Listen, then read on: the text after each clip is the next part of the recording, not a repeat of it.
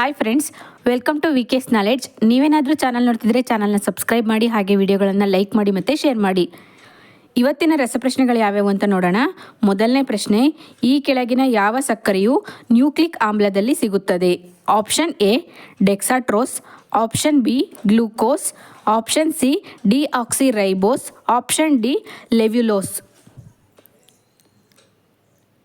ಇದಕ್ಕೆ ಉತ್ತರ option C deoxyribose. ಎರಡನೇ ಪ್ರಶ್ನೆ, ಮಾನವನಲ್ಲಿ ಅಯೋಡಿನ್ ಕೊರತೆಯು ಯಾವ ಕಾಯಿಲೆಯನ್ನು ಉಂಟು ಮಾಡುತ್ತದೆ?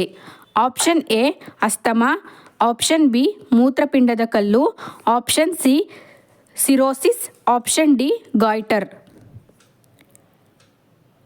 ಇದಕ್ಕೆ ಉತ್ತರ ಆಪ್ಷನ್ ಡಿ ಗಾಯ್ಟರ್.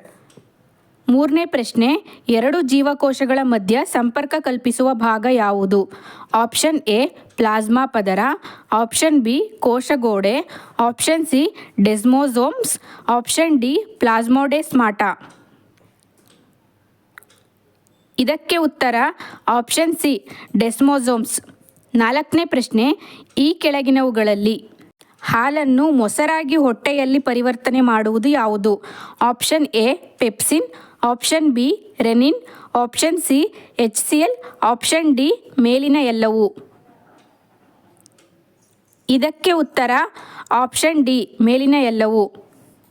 ಐದನೇ ಪ್ರಶ್ನೆ, ಮನುಷ್ಯರಲ್ಲಿ ಉಂಟಾಗುವ ಅಲ್ಝೀಮರ್ ಕಾಯಿಲೆಯು ಯಾವುದರ ಕೊರತೆಯಿಂದ ಉಂಟಾಗುತ್ತದೆ?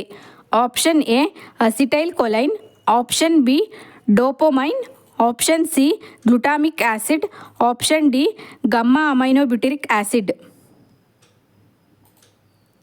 ಇದಕ್ಕೆ ಉತ್ತರ ಆಪ್ಷನ್ ಎ ಅಸಿಟೈಲ್ ಕೊಲೈನ್. ಇದೇ ತರಹದ ರಸಪ್ರಶ್ನೆಗಳಿಗೆ ಚಾನಲನ್ನು ಸಬ್ಸ್ಕ್ರೈಬ್ ಮಾಡಿ, ಹಾಗೆ ವಿಡಿಯೋಗಳನ್ನು ಲೈಕ್ ಮಾಡಿ ಮತ್ತು ಶೇರ್ ಮಾಡಿ. Thank you.